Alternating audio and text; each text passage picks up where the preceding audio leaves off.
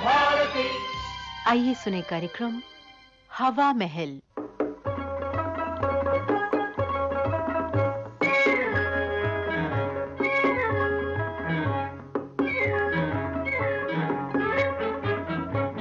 आज के हवा महल कार्यक्रम में आपको सुनवा रहे हैं झलकी मनी ऑर्डर की मुसीबत। लेखक हैं राधा कृष्ण और निर्देशक केदारनाथ पांडे।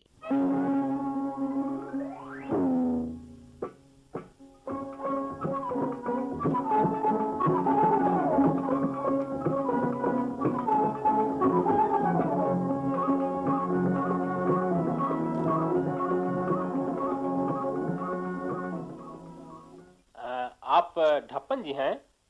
आप ही हैं ना? आखिर बात क्या है? अगर आप पुलिस के आदमी हैं तो ढप्पन जी ससुराल गए हैं, और अगर आप मिलिट्री के आदमी हैं तो ढप्पन जी मिलिट्री में भर्ती होने के लिए कंटोनमेंट ऑफिस गए हैं। मैं डाकिया हूँ, उनके नाम एक पत्र आया है। डाकिया हो तो कोई बात नहीं, कोई बात नहीं, मगर आदमी को हमेशा ऐसी पोशाक पहननी चाहिए कि जिसे देखकर किसी को घबराहट न मालूम हो। अभी मैं तुम्हें देखकर कितना डर गया था। अगर कोई हादसा हो जाता तो उसका देनदार कौन होता? कहाँ है मेरी चिट्ठी? लाओ, दो। ये रही आपकी चिट्ठी, लीजिए। अजी महाशय, आप तो चिट्ठी देते ही चलने लगे।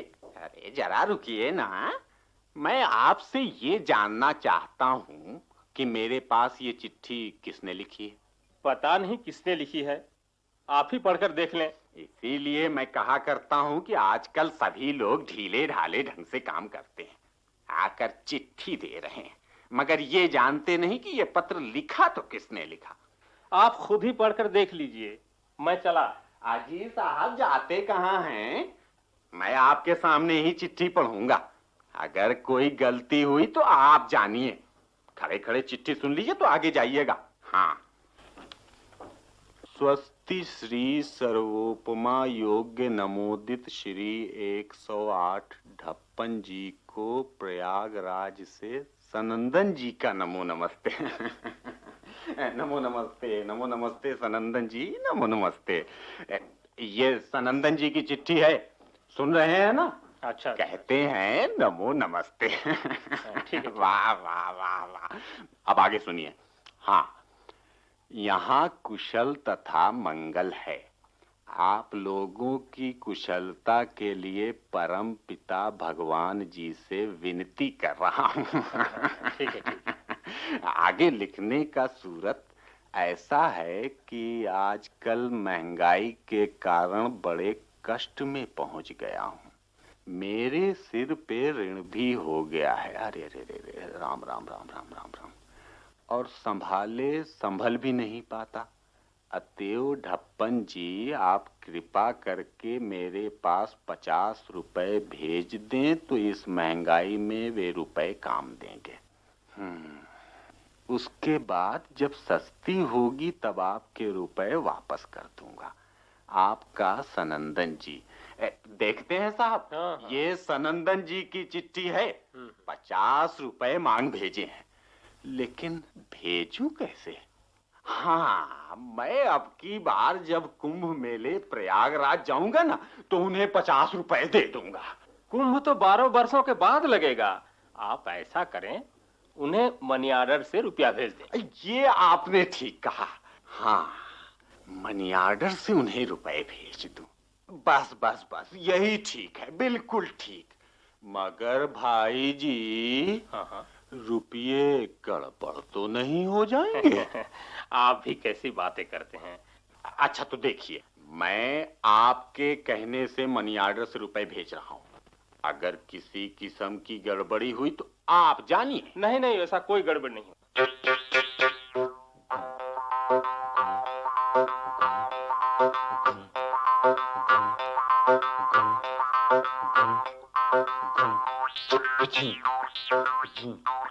डाक बाबू, राम राम राम राम। राम राम ढप्पन जी, कैसे आए?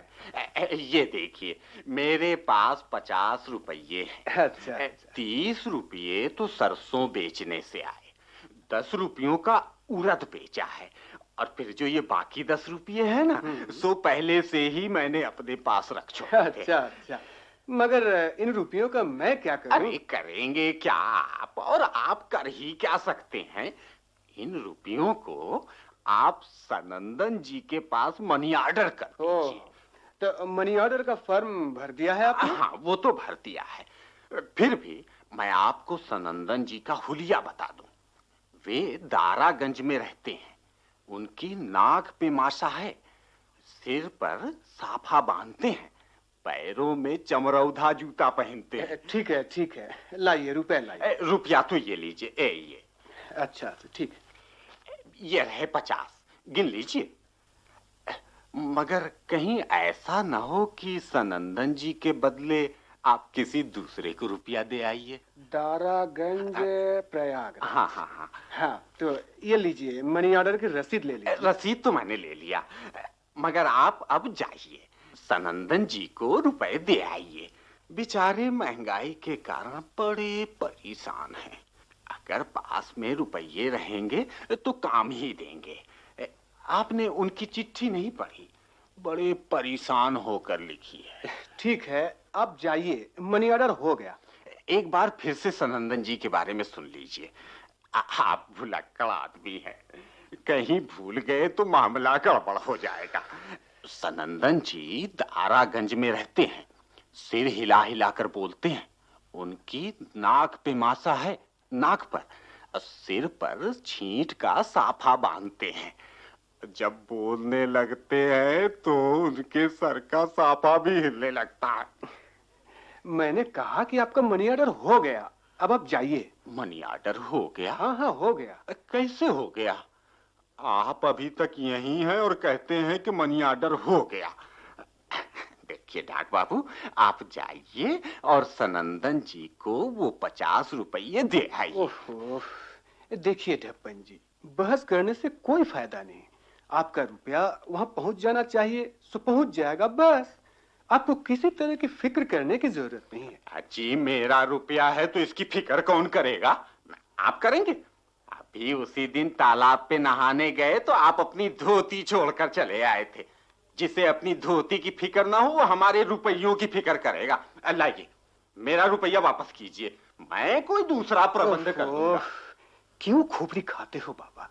आपका रुपया पहुंच जाएगा। आपने तो मेरे रुपए संदूक में डाल दिए और कह रहे हैं कि आपका रुपया पहुंच जाएगा। ये चालाकी मेरे साथ नहीं चलेगी। हाँ, मैं इस तरह की लनफन में नहीं पड़ता। मुझे साफ काम पसंद है, समझे? मनी ऑर्डर की रसीद तो मैंने आपको दी। अरे ये रसीद लेकर क्या मैं चाटता रहूंगा? वहाँ सनंदन जी महंगाई के मारे परेशान हैं और यहाँ आपने उनके रुपए लेके संदूक में बंद कर दिए। आजकल कितना भ्रष्टाचार है कि समझ में नहीं आता। लाइए, मेरे रुपये वापस कीजिए। अब आपका कोई विश्वास नहीं। आप ही कैसी बातें कहते हैं ढप्पन जी? ये रुपए तो अब वापस नहीं होंगे। मेरे रुपए और मुझी को वापस नहीं होंगे? वाह वाह वाह वाह वाह, ये आप कैसी बातें कर रहे हैं डाक बाबू? मैं आसमान जमीन एक कर दूंगा, अपने रुपए वापस लेकर ही रहूंगा। हाँ, लाचारी है ढप्पन जी, लाचारी है। ये रुपए वापस नहीं होंगे। रुपए क्यों वापस नहीं होंगे? क्या ये भी कोई कायदा है? हाँ हाँ भाई, ऐसा ही नियम है। मैं ऐसा बेतुका नियम नहीं मानता। हाँ, लाइए, मेरे रुपए वापस कीजिए। मैं किसी दूसरे डाक बाबू से मनी ऑर्डर करूंगा। हाँ, कह दिया ना ढप्पन जी कि रुपए वापस नहीं होंगे। ये अन्याय है। मैं इस अन्याय के खिलाफ अपनी आवाज उठाऊंगा। हाँ, आप चाहे जो करें, मगर आपको रुपए वापस नहीं हो सकते। अच्छा, देख लूंगा, मैं भी देख लूंगा। हाँ, लेकिन आप जाइए भी तो, जो समझ में आए वही कर लीजिएगा। ठीक है, मैं जाता हूँ, मगर मेरे मोहल्ले की ओर आइएगा तो पता चलेगा। इन 50 रुपयों के लिए आपकी धोती न उतरवानी तो कहना। हाँ, कैसे कैसे लोग भी आए।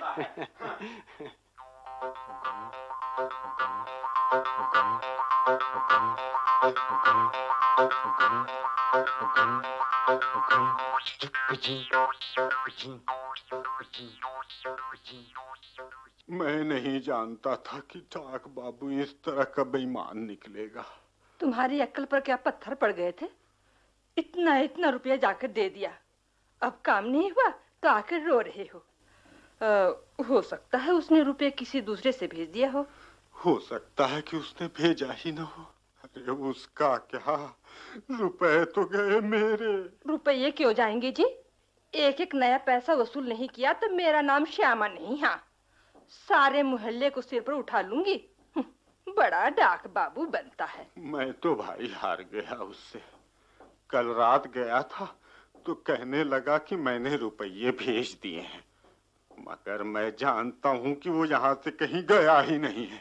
तुम भी तो बिना कहे पूछे काम कर लेते हो, और जब सर पर पड़ता है तो रोना शुरू करते हो। अब तो अपना रुपया निकालना ही होगा। मैं उसकी औरत से पूछती हूँ। पूछना हो तो पूछ लो, मगर वो भी वैसे ही है, थोड़े ही नाम लेगी वो। नाम ना लेगी तो अपना रुपया छोड़ दूं?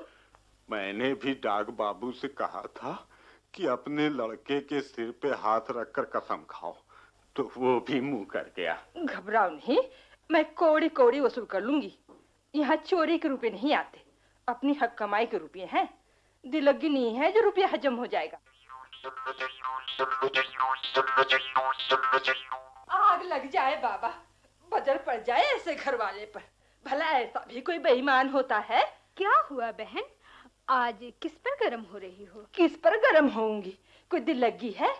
आज के जमाने में 50 रुपए कोई मुफ्त के आते हैं, जो उस मुस्तंडे ने अपने संदूक में रख लिया और अब नाम ही नहीं लेता। ओहो, ये तो बड़ा बुरा है बहन।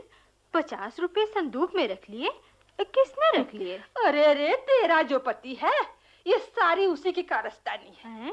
उसकी दोनों मूछें उखाड़ न लूं तो मेरा नाम श्यामा नहीं। हाँ, वो नास काटा तिल तिल कर मरेगा। मेरे पति ऐसे हैं नहीं जो किसी के रुपए ले लें। आई है गाली बकने। अभी तक मैं तुम्हें अपनी छोटी बहन समझती आई हूँ।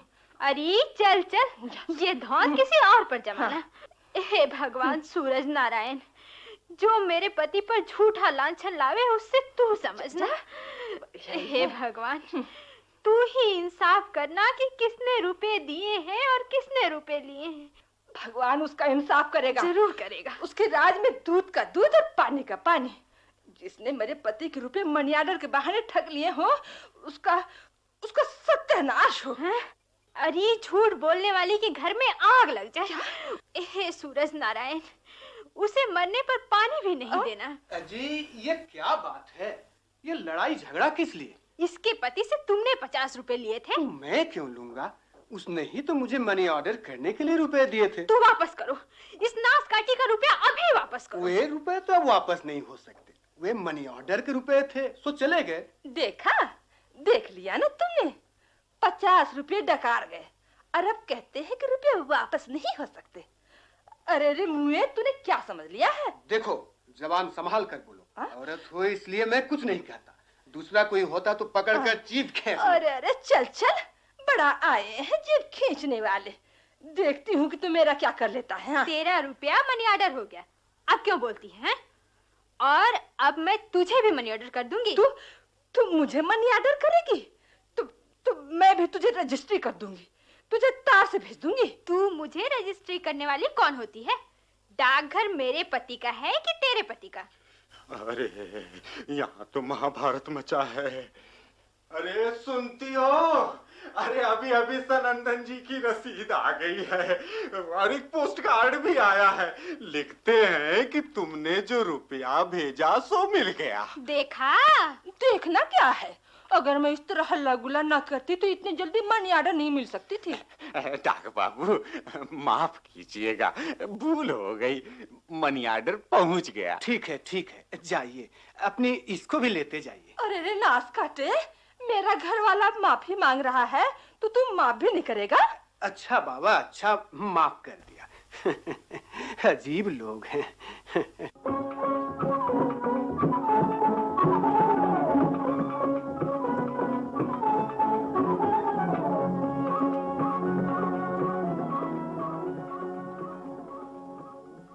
मनी ऑर्डर की मुसीबत। अभी आप सुन रहे थे राधा कृष्ण की लिखी ये झलकी। निर्देशक थे केदारनाथ पांडे। ये थी आकाशवाणी रांची की प्रस्तुति।